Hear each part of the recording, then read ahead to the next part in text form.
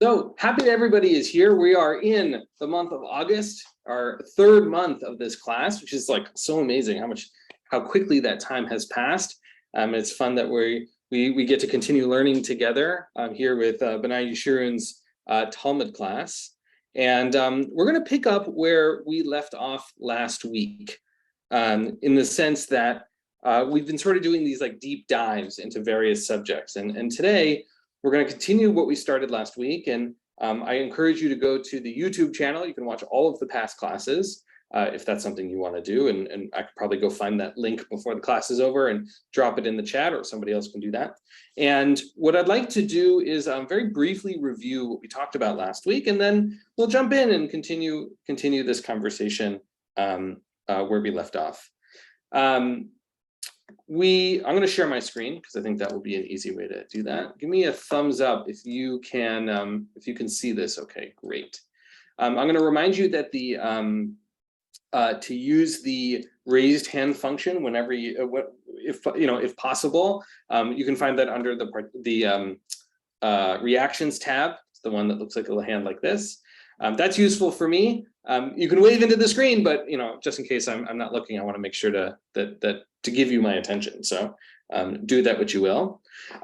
We started this section Masechet Kiddushin. Now, as I to just sort of reorient ourselves, right? The Talmud is the order of it. The subject matter is based on the Mishnah. Mishnah is a 2nd century rabbinic gathering of materials, 1st century gathering of materials, and the Talmud comes later as the rabbis of the later generations are sort of trying to pick apart the material and trying to understand often where the material comes from, how we know something to be true, and that material is edited by a different group of rabbis even later into what we have now called the Talmud. The Mishnah has 6 orders, 6 major separate sections, and the Talmud doesn't break things down in that way, but draws on that material. What's interesting to note is that the Talmud, the Babylonian Talmud, which is what we're studying, as distinct from the Jerusalem Talmud, they don't cover exactly the same material. It's like a Venn diagram. They cover a lot of the same material, but not all of it. And so, so not every tractate is in the Talmud, and so there's some overlap there. This is in Masechet Kiddushin, and ostensibly is about marriage and wedding and the way we enact relationships. That's not the subject we're learning today, but that is the sort of the broad topic of this section of Talmud. What we're talking about today is rooted in this Mishnah that offers the following framework. Anyone who performs one mitzvah has goodness bestowed upon them. Their life is lengthened and they inherit the land, which Rabbi Steinsaltz, the not bold, translates for us from English to English here, or really Aramaic or Hebrew to Hebrew, because he originally wrote his commentary in Hebrew, that land is understood as life in the world to come. And then we have the second statement. Anyone who does not perform one mitzvah does not have goodness bestowed upon them. Their life is not lengthened and they do not inherit the land of the world to come. And the Gemara, not surprisingly, really wants to understand what the hell this thing is talking about, right? Like, well, what does it even mean? And we together had all sorts of questions. What does it mean for one mitzvah? Does it have to be mitzvah in a particular way? What does goodness bestowed upon them mean? What does inheritance mean? What does life mean, or in lengthened? What it talks about.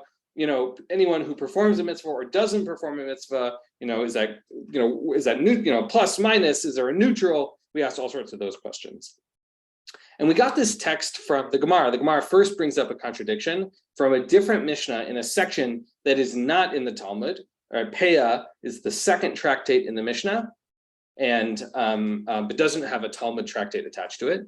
And basically this relatively famous quote, if you haven't heard of it, that's okay, in which we have the following. These are the matters that a person engages in and enjoys their profits in this world, and the principal reward remains for them in the world to come. Meaning to say, you enjoy the benefits of these mitzvot, or these matters in this world, but predominantly you get it in the world to come. right? So it's like a parallel text. It's related to what we're talking about. And the examples, the mitzvot that it identifies are honoring one's parents, acts of loving kindness, right? This is give me lut chasidim is the Hebrew here, and you can see that right there. Hospitality towards guests, right? Hachnasat orchim, bringing peace between two people or one person and another. And Torah study, Talmud Torah keneged kulam, is sort of weighted, is equal to all of them. Meaning today, if you had a scale, you'd have all of them on one side and Torah study on the other, and they would be they'd be even. And so we start to ask ourselves the question, meaning to say, like, well, how do these things relate? And we start to get the various answers. Rabbi Yehuda argues that in addition to all the other things that they do, if you could do one mitzvah on top of that, you're effectively compared to someone who fulfilled the whole Torah, and you have goodness bestowed upon them. And so then the Gemara asks, right? Oh, maybe we're referring only to the Mishnah, the things named in the Mishnah. And Rav Shmaya says, oh, actually, if you have a scale and your sins and your merits are equal, one mitzvah tilts you over the edge. And then we started to ask the question, this is just by way of review of what we talked about last week, about, well, whether or not the merits, these good things that happen, when does that good stuff happen? And the Talmud asked the question, why do bad things happen to good people? Why do good things happen to bad people, right? And it would seem to say, this section of Talmud, is that that the benefits are in the world to come. That the inverse of what's true happens in this world, and everything gets corrected in the world to come. So that's what we talked about last week by way of summary. And I want to pick up right where we left off with this paragraph here.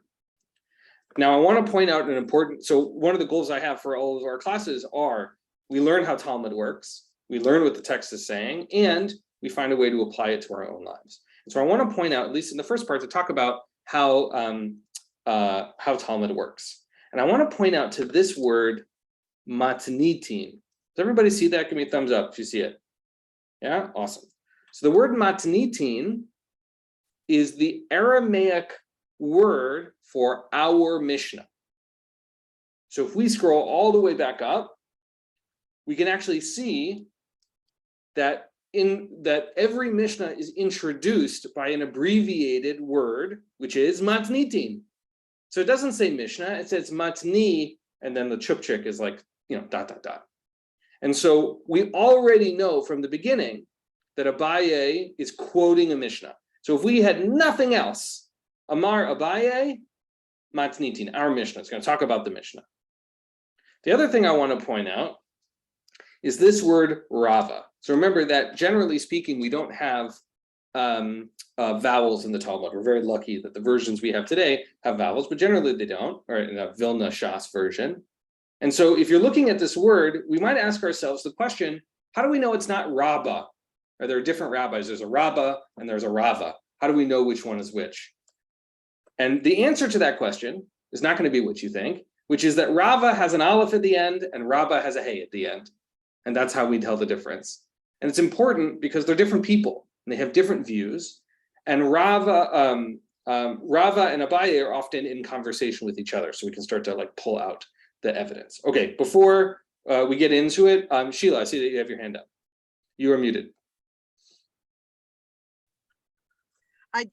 One thing I realized to make it easier to remember matnitin is that a taf, remember we were talking about the Aramaic, a taf and a shin are interchangeable. So if you just remember that the taf is a shin, then it becomes easy to remember what a matnitin is. That's right. So absolutely true that in a lot of Aramaic words, the shins are replaced by tavs. And I'll give you another example, which is the word for three, the number 3 in Hebrew is shalosh. Right. In Aramaic, it's tlat. Tav, lamed, tav. Tlat. So that's a great thing to remember. You can start to pick these words where if it feels like there's all these extra tavs, maybe you're looking at Aramaic. Okay. I'd love a volunteer to read this statement by Abaye, by Rava, and we'll see also Rabbi Yaakov. Can I get a volunteer to read for us? I'll do it. Great, Sheila, and then Nelson, I'll get you in I'm the still next one. unmuted. Okay. Abaya said, when the Mishnah said that he is rewarded, it means that he has one good day and one bad day. He is rewarded for the mitzvot he performs. Nevertheless, occasionally he also has bad days which cleanse him of his sins, and the Braita is referring to those days. Rabbi said that the Mishnah and this Braita represent two different opinions. In accordance with whose opinion is this Braita? It is in accordance with the opinion of Rabbi Yaakov, who says, there is no reward for performance of a mitzvah in this world, as one is rewarded for mitzvot only world to come. Awesome. I think it's missing a preposition in there in this edited version, but awesome. All right, so let's back up a bit. It's referring to a Braita. Let's review that Braita. That Braita is right here. The Gemara raises a contradiction from a Braita. Oop, too much. Anyone whose merits are greater than their sins is punished with suffering. I think that's the end of it. This whole thing is the Braita. But the point being is that if you have merits, you get suffering. If you have sins, you get blessing in this world. And so Abaye is trying to understand, well, what are we referring to? He takes the scale. It's not your whole life. We're talking about a single day, right?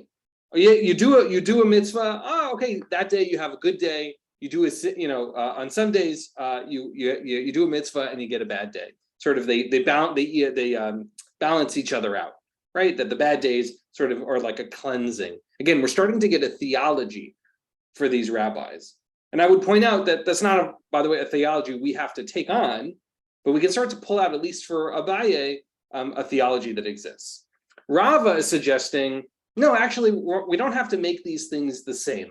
Right, Abaye is trying to solve the problem. Is we have a contradiction. The Mishnah says one thing, the Braita says another.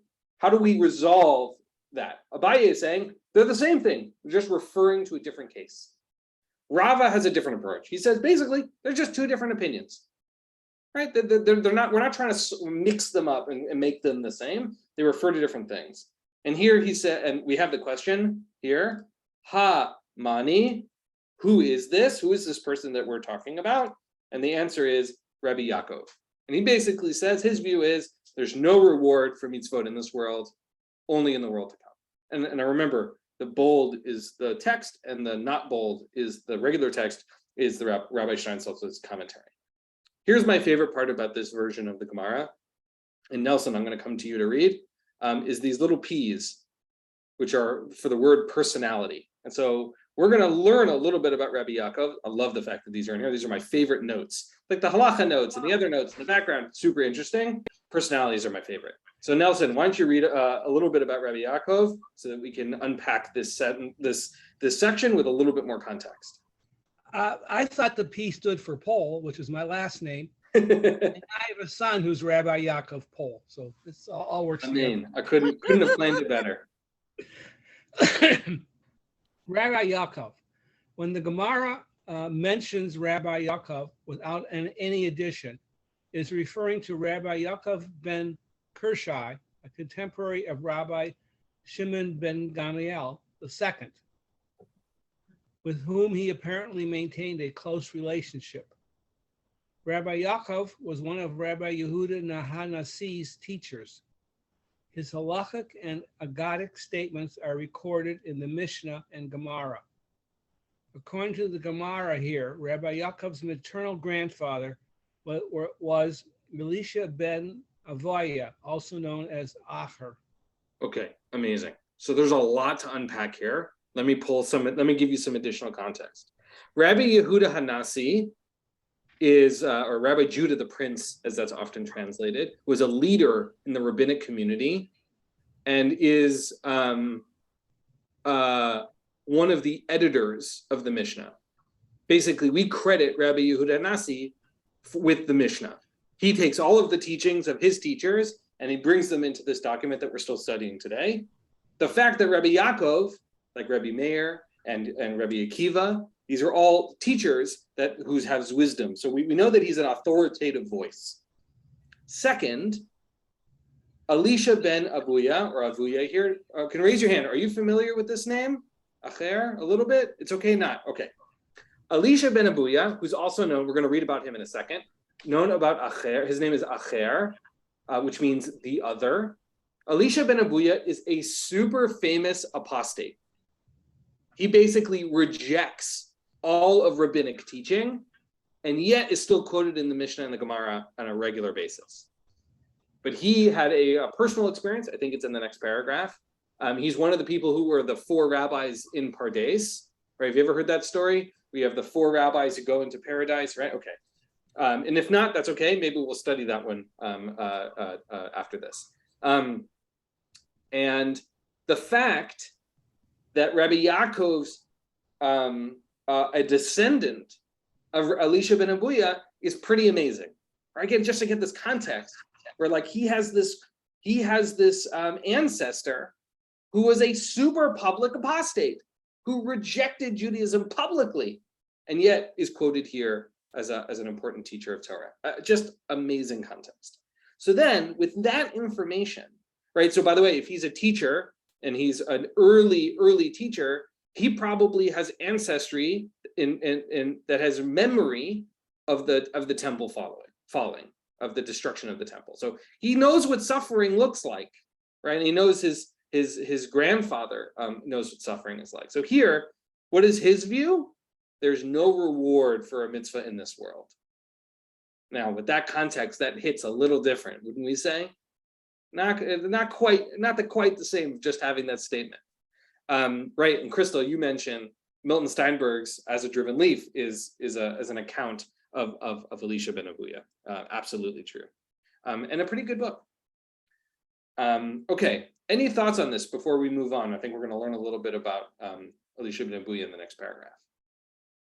You know, it actually sounds more like a Christian idea when you think about it, that nothing counts here, everything counts in the next world. Right. So in a lot of Christianity, they have adopted this type of theological framework, but it certainly exists in ours as well, from a parallel time period. Well, this is roughly, this is what? Yeah, it's about 300 as opposed to, and it would be 200 in the 100 for Paul. Yeah. So again, these ideas being floating around in culture. Yeah, Nelson. I know this is a useful policy is to not look for reward, but this says there is no reward, which means what? That if you happen to be blessed by something, don't think of it as reward. I think that if I'm going to embody Rabbi Yaakov here for a moment, poorly, if I might add, although my name is Yaakov in Hebrew, I do think he would say yes, that if you get something, it's not related to having done a mitzvah. It's just something you lucked out. All right, let's read on a little bit ahead because I think there might be some more there's definitely more interesting information to be added here. So I'd love another volunteer to read for us. And while one of you is volunteering, I want to remind you of this phrase that we've seen before, but it's always good to remember, is Ditanya, which is translated as "it was taught in a baraita." Now, a baraita is from the same time period as the Mishnah. It's like the cutting room floor. Like it didn't make it into the Mishnah, right? It's additional materials.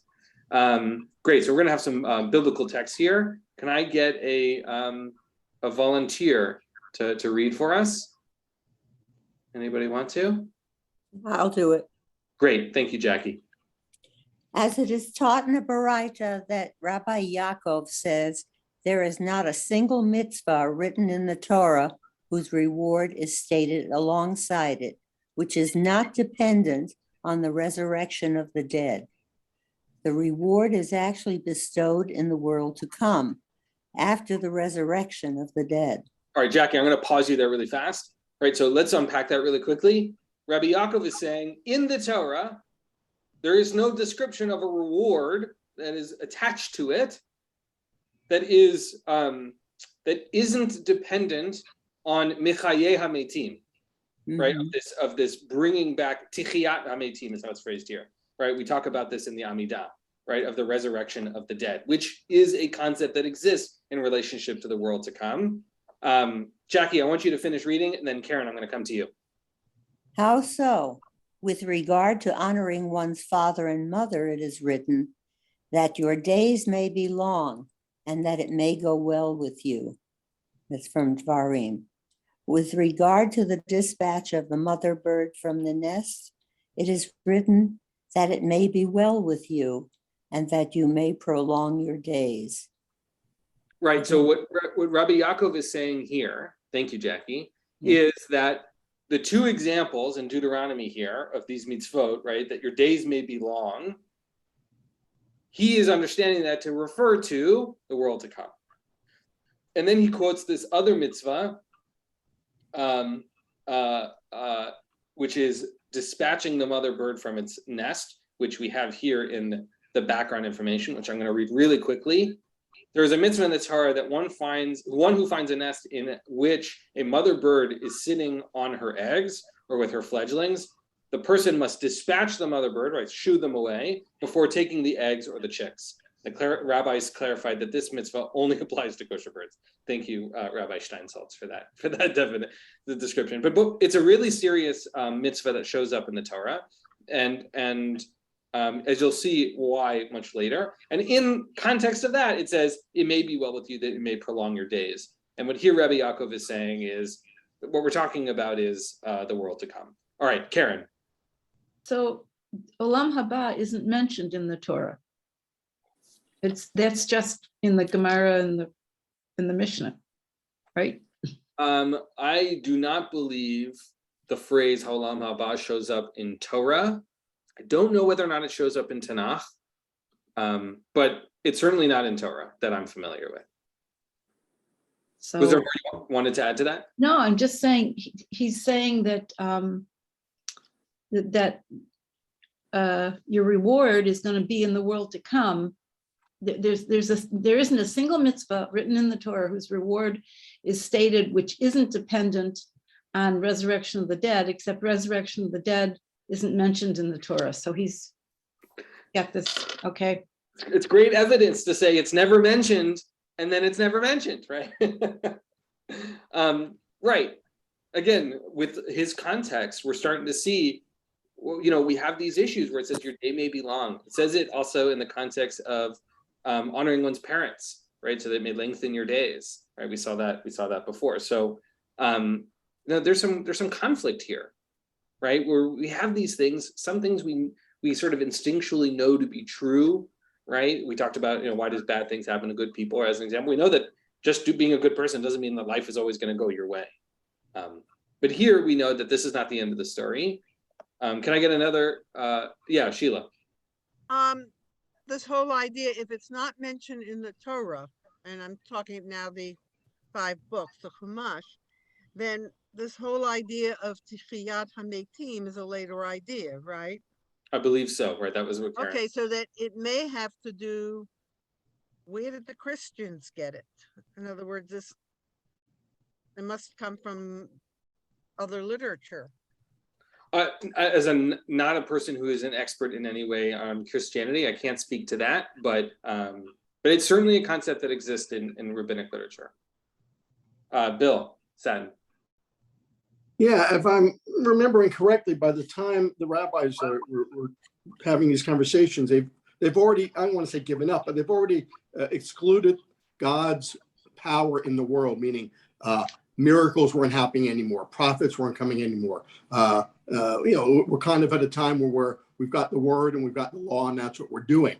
And in that context, I could understand the rabbi saying, we really can't expect you perform a mitzvah and all of a sudden God's going to change the outcome of your day or the length of your days or the luck of your days. I mean, it would almost be like instantaneous miracle involvement in the day-to-day that we've already given up on, saying that God's not acting in the world that way now. And so in a way, you'd almost have to delay any of God's rewards to a different time. I don't know if that makes sense, but it kind of came to me. Yeah, so I mean, the rabbis have seen a profound amount of suffering in their lives. The famous, the examples of the martyrs that are often mentioned in the Yizkor service, where you have sages who are being burned alive by the Romans, who are these wonderful sages. Like, it's hard for them to then feel like, okay, well, if I keep doing the right thing, I'm gonna I'm gonna keep living. Like, their lived experience shows the opposite. And there's the great story. Nelson, great for adding, right, that the world to come is in Greek literature as well. What I was going to say was that there is a great story in the Talmud, and I'm sure we could find a reference. I don't want to spend time on it today, in which Moses is putting crowns on the Torah, on all the Torah letters. Are people familiar with that story? Yes. But in just to summarize it briefly for folks who might be watching this later or are not familiar with the story, that he's putting crowns on all the letters and says to God, why am I doing this? And God says, oh, well, there's going to be this guy who's going to interpret it, lots of laws on it, heaps and heaps of laws. And it's Rabbi Akiva. He shows up in Rabbi Akiva's classroom. Rabbi Akiva is teaching. Moses has no idea what's going on. He's getting frustrated. And at the end, Rabbi Akiva, who's teaching all these laws based on these things, says, and how do we know this? Moshe Rabbeinu, like we learned it from Moses, and Moses' ego is appropriately assuaged. But then the story doesn't actually end there. Because then what happens is that Moses says, well, what's the reward for someone amazing like this? And Rabbi Akiva and Moses, God shows Moses that Rabbi Akiva is burning at the stake by the Romans. And Moses says, like, I don't understand, why is this happening? And God basically says, shut up. You don't understand anything. Now that's the hard part of the story. We always like to tell the first half of that story. It's like really nice and warm and fuzzy and whatever. And the second half is sort of dark, but it speaks to this same issue, I think, that Bill, you're naming, right? Which is they've had a ton of trauma, and it's not, they know that the world is not clean the way we wish it was. Bob and then Shoshana.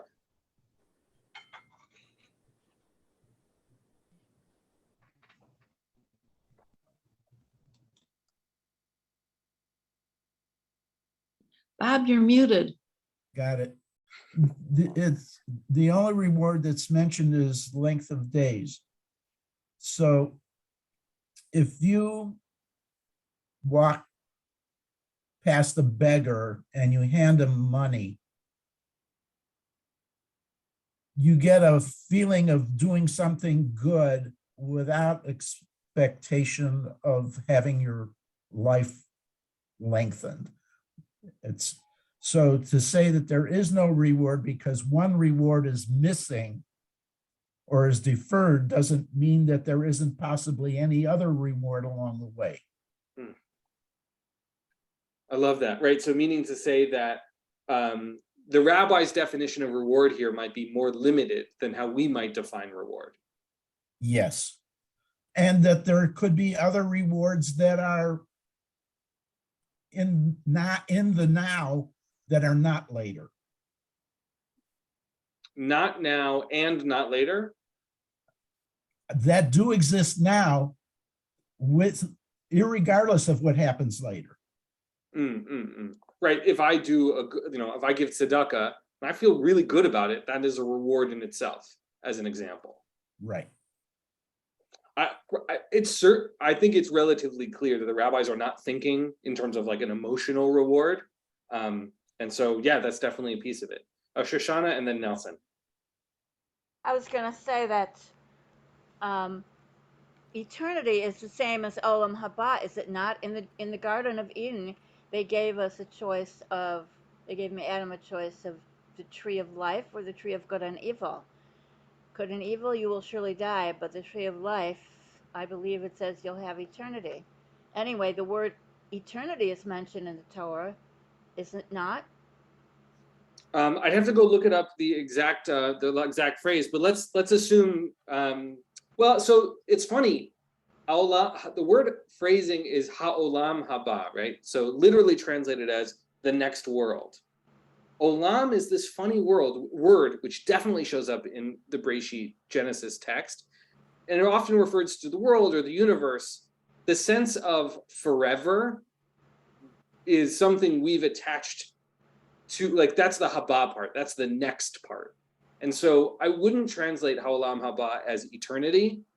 And I don't, again, I'd have to go look. I don't know off the top of my head whether or not the word eternity, I'm not sure what Hebrew word would be eternity, such that it would be quoted. But I do think the sense is that this tree of life would likely have someone living a very long time. But I do think that living a long time, whatever that might be distinct from what the rabbis understand, the ha'olam haba, this next world thing. I would point out that in the Torah, there are other realms described. Gehenna is described. Sheol, this sort of underworld, is also described, although not particularly with lots of details. So there are these sort of realms that are described in here. Shoshana, anything you want to add?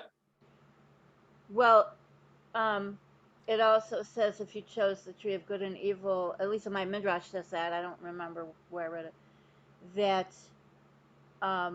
you can completely rectify your choice by choosing Torah, and therefore you will have eternal life. I believe the midrash says that. We have eternal life when we're with Hashem. I mean, what are you talking about? I mean, I think that's a beautiful sentiment. I mean, again, the midrash is the rabbis trying to read between the lines and trying to understand. It's oral Torah, and it says so in the beginning. It is oral Torah, which is what percent of Torah? 60%? Well, so I think oral Torah is a concept the rabbis identified. Great. Remember, the rabbis are being the authors of oral Torah to give themselves authority, and I'm not suggesting they haven't earned it. Is they said, oh, the things that we're teaching, that's also Torah. Like, what an amazing authority for them to be able to articulate. Is like, oh, you know what I say actually is not as important, but is relevant in the as the Torah. So, again, you should believe what you wish. You should, however you want to understand that, it's fine by me. But I do think, the Midrash and the Talmud, being examples of oral Torah, are really the rabbis trying to understand what's happening. The Torah doesn't give us a lot of thinking. It doesn't tell us what the characters are thinking and why they do what they do. It sort of describes action. And the Midrash, among other things, is helping us understand what's happening in between the ears of the characters in the Torah. Nelson, and then Bob, is that your hand up again? Great. Yes. Well, I was just going to say that it seems to me that you may not be aware of receiving a blessing. So I'll make it up, like in a fairy tale. If God prevents a car accident, you didn't have an accident. You think it's just a normal day, but there was some great disaster that God prevented as a reward for you. So it's much more complicated than just getting something like in a little satchel that says present. Yeah. So I think that, first of all, I think it's really valuable for us to be able to articulate as moderns, right, as distinct from the Talmud, that we are articulating God's relationship to us in the framework of a personal God, right? A God that is paying attention to every dot and tittle of our entire lives, who's keeping track and is engaged in our life in a meaningful way. And I think, I forget, Bob, I forget who it was. I think it was Bill. Maybe you said, right? God who's like out there really involved in life, and the rabbis are saying, maybe my life doesn't look quite like that.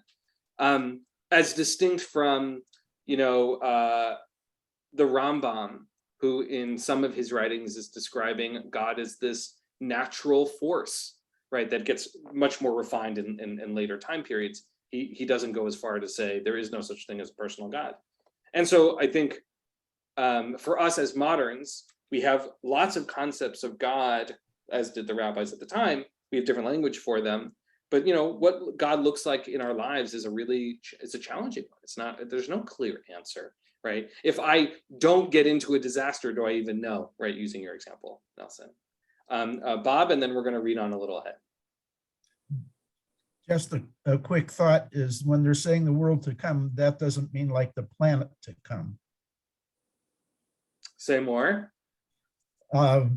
What with the new telescope, we're looking at all these extra planets that are out there that nobody knew anything about before. And you could say, when you say world to come, it could be a whole new solar system. Yeah. I mean, the rabbis have such broad definitions of the messianic age, if we will, of what we're talking about, this world to come. Not all of them are aligned with each other, let alone what we moderns might find beneficial. And I think that's part of the challenge of this text, which is if I do these good deeds and I'm doing mitzvot, I'm doing what's commanded of me, and I'm getting some sort of reward, how does that all fit in? So let's read on ahead. Let's see what the rabbis do with these verses of honoring one's parents, which is named here, as well as shooing away the mother bird. Is there a volunteer who would like to read this? Maybe somebody we haven't heard yet? Anybody want to volunteer? No, nobody has to. Great, Karen. Despite this, it occurred that there was one whose father said to him, "Climb to the top of the building and fetch me chicks." And he climbed to the top of the building and dispatched the mother bird and took the young, thereby simultaneously fulfilling the mitzvah to dispatch the mother bird from the nest and the mitzvah to honor one's parents. Well, let's just pause there for a moment. Okay. It's like a double mitzvah whammy, right? Honoring one's parents, shooing away the bird. It's like a perfect mitzvah scenario. All right, Karen, please go on. But upon his return, he fell and died. Where is the goodness of the days of this one? And where is the length of days of this one? Rather, the verse says that it may be well with you means in the world where all is well, and that all your days may be long is referring to the world that is entirely long. Olam haba, right? Not this world. Right. So it doesn't specify, right? Olam haba. Well, but it certainly names this real problem, right? We've got these two perfect examples, and the rabbis are like, well, here's a story in which none of that is true. What do we do with that? And the rabbis go on to say, which I think is very complicated, if I may be honest, perhaps this incident never occurred, right? Maybe this is just a bubamaisa. It's just a story. It is possible that everyone who performs these mitzvot is rewarded in this world, and the situation described by Rabbi Yaakov never happened. Okay, that's certainly possible. The Gemara answers, Rabbi Yaakov himself saw an incident of this kind. Okay, we got evidence. Rabbi Yaakov was there. The Gemara asks, but perhaps that person was contemplating sin at the time, and the person was punished for their thoughts. The Gemara answers that there is a principle that the Holy One, blessed be God, does not link a bad thought to an action. That is to say, one is not punished for thoughts alone. So here we've got this problem. We've got this person who's doing two mitzvot in which they should be, their days lengthened and goodness upon them, and they die. And so we have some problem. Well, how do we make this person a not great person so they can get a suffering? And here, the Gemara proposes maybe they were thinking bad thoughts. And here, the rabbis answer, no. We don't get punished for thoughts, not that way. Yeah, Nelson. Why is the mere lengthening of days considered a reward? I mean, I meant in this life. Why is this man being punished because he died immediately? Why is that? Why did the rabbi see that as a punishment? Could be a relief. Well, so the verse, it says that your days will, may your days be long and go well with you, and vice versa, right? If they die immediately, that would seem to be a contradiction with the Torah, no? Well, but I thought that phrase meant the world to come. that is one resolution to this problem. The other right? We still have the problem, but the resolution is they died and they got a Ha'olam Haba, but they have to work their way there. They haven't proved that yet, as it were. So if we limit ourselves to just this world, then we've got a problem, right? Which is a person died. The Torah would be wrong if that's true. And the rabbis are not going to be comfortable with a position for Torah to be wrong. They don't want that result to be the case. Yeah. Well, I'm an old man. I don't think I'm the oldest person on this chat, but I am slightly over 80. I don't think that somehow I have done something wondrous that made me that I'm being rewarded for. And furthermore, I mean, if there's a world to come, I want something good there. Yeah, right. I think that adds to the challenge the rabbis are facing, which is that, as you just said, right? You have lived a long time, and the question of your whether or not your deeds, this is a reward for your deeds, is not clear. And I think the rabbis feel that way, right? By no means am I suggesting anything personal about you, Nelson. I don't know you that well, but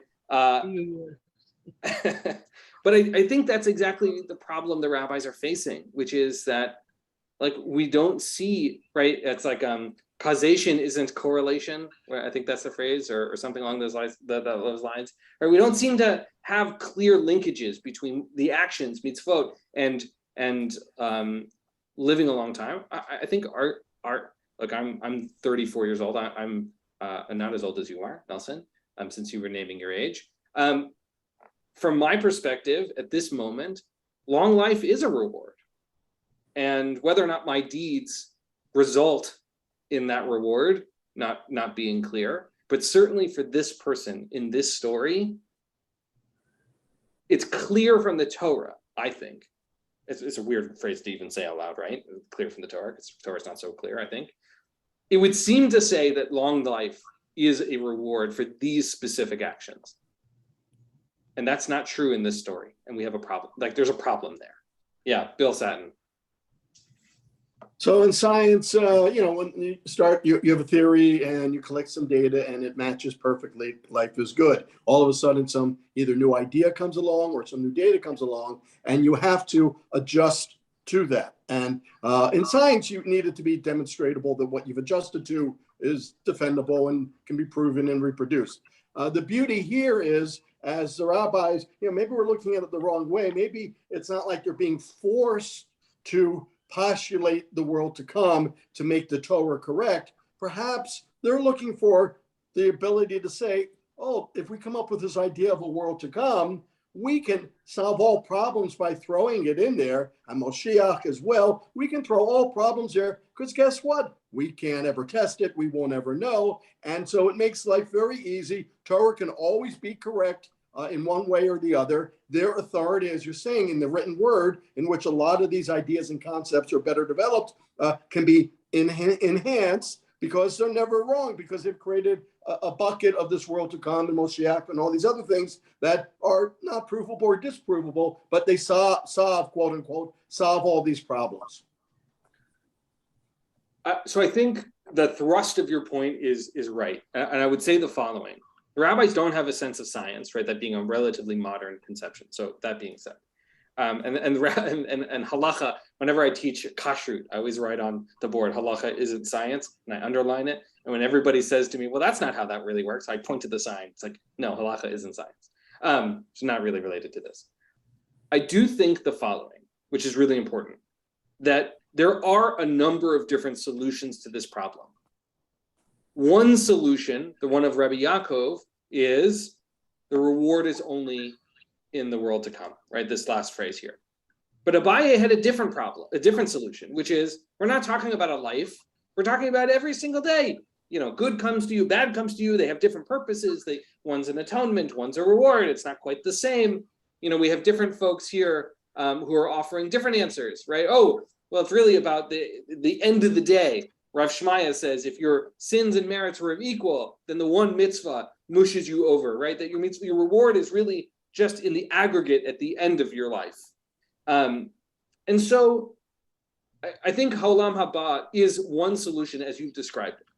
And for some rabbis, they can do that. They can tuck all those things inside Haolam Haba or Mashiach or whatever, but it's not universal. And that's the only point I want to take away. So it's not that you're wrong, because I'm not suggesting that you're wrong, but I wouldn't make it applicable to everybody, right? And I would imagine however many of us, 12 people in this Zoom room, probably have 12 answers to these problems, and like they're all reasonable, like they're all legitimate. Jackie, and then Sheila, I saw your hand up. You're done. Okay, Jackie. The one thing that never is addressed is because we have no idea of the nature of the world to come, we don't know if it's a good place or is it a bad place. So even if you dispatch everything to Olam Haba, it ain't necessarily a great place. We don't know. That's true. I do think the rabbis universally would suggest that it's a good thing, but you're right. Like we don't know. CNN hasn't reported from there. Nobody's come back to give us the evidence. But I do think far and wide that the rabbis presume the world to come is a good thing, and there are other places there are other realms, Gehenna and Sheol, which are descriptively not good places that they can place that negativity, and they don't generally apply it to the world to come. I'll give you an example. There's a great I'll just pop it open here. I have a newsletter which some of you might have seen, and in the last one, I'm going to put it in the chat. You can look at it or not, no pressure. But in it, I talk about this section from Talmud about this measure of 1/60th. And in Masechet Brachot, it talks about and says, Shabbat is 1/60th of the world to come, which is a good thing. And that fire is 1/60th of the fire of Gehenna. That Gehenna is this really fiery, dark realm. If you imagine modern conceptions of hell, I imagine Gehenna looks like that. Again, I'm not making that real statement, but that there is concepts of these negative places. I don't think they're applying it to world to come, but as you will put, we don't know. Shoshana, I saw your hand up. Did you want to add something?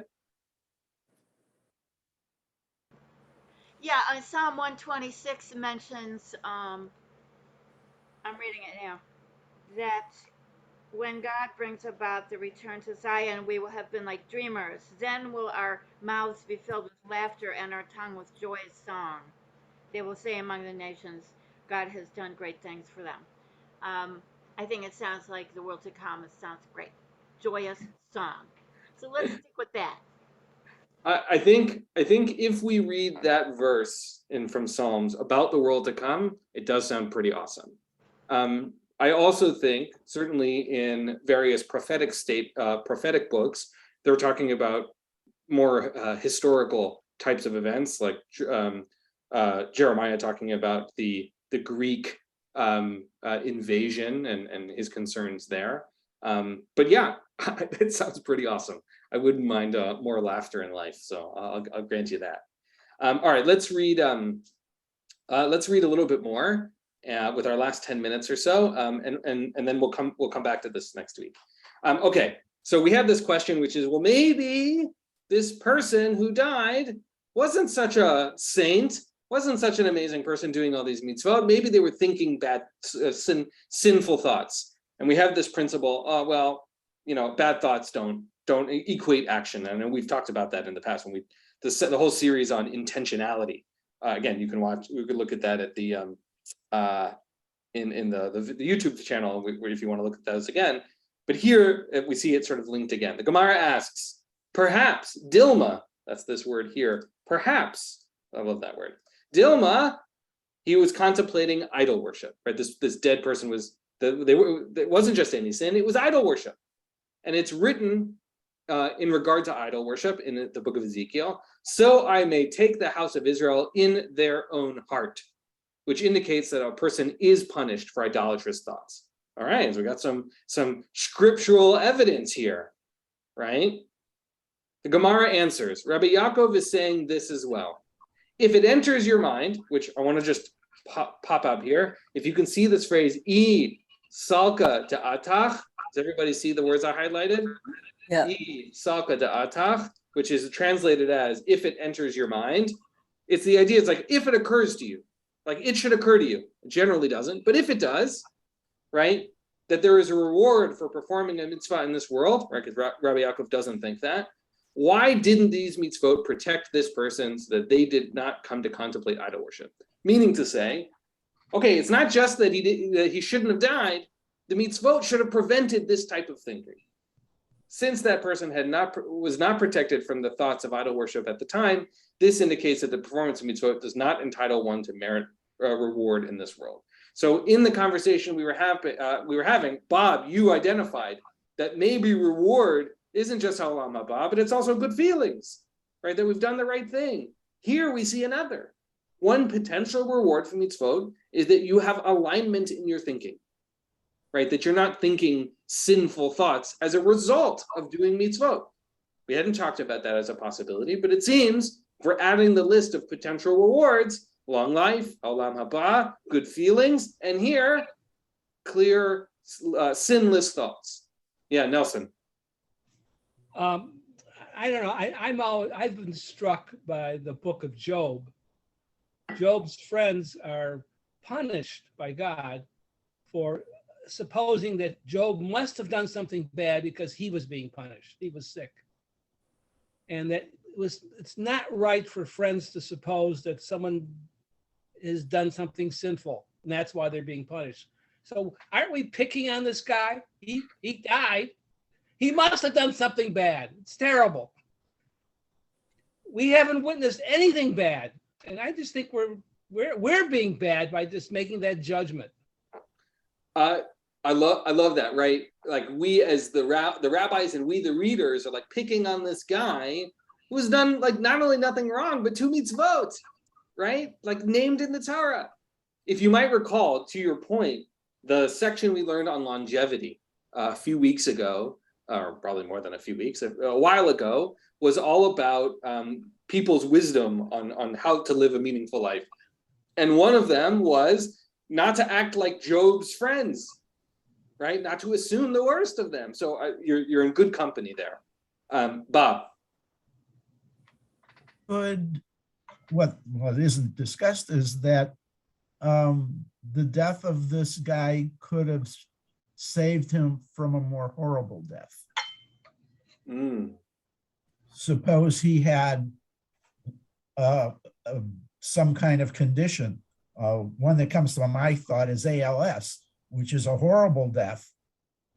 And that by having performed the mitzvah,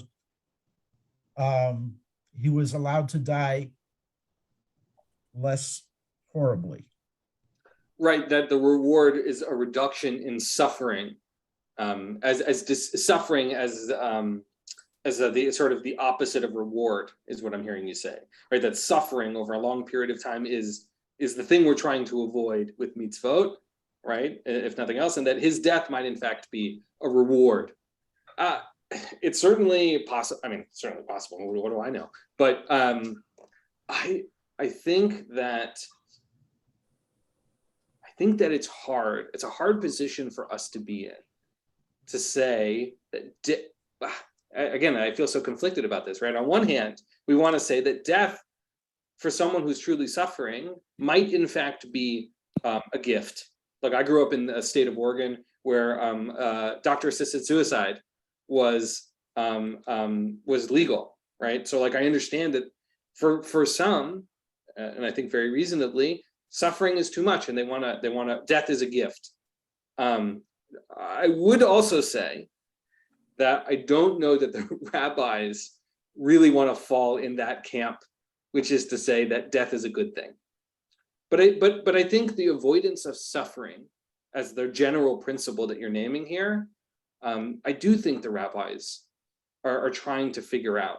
And I would add, right, that when we talked about suffering earlier in this text, it was in the context of we suffer in this world so we don't suffer in the next, right? If we scroll back up, we were talking about whether or not the Haolam Haba is a good thing or not, right?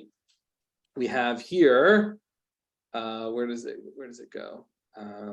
Here, anyone whose, this is in the Braita, anyone whose merits are greater than their sins is punished with suffering in this world so they can get the reward in the world to come. And due to the punishment appears like one who has burned the entire blah, blah, blah. The opposite, anyone whose sins are greater than their merits has goodness bestowed in this world and appears like one who has fulfilled the entire Torah without lacking fulfillment, even one letter of it. What it doesn't say is that that person is suffering in the end, in the next world. But I think that's the intimation. And there are lots of other sections, especially in the Midrash. I had a whole semester on it in rabbinical school, on the texts around suffering, and it's a piece of the puzzle here, for sure. Sheila.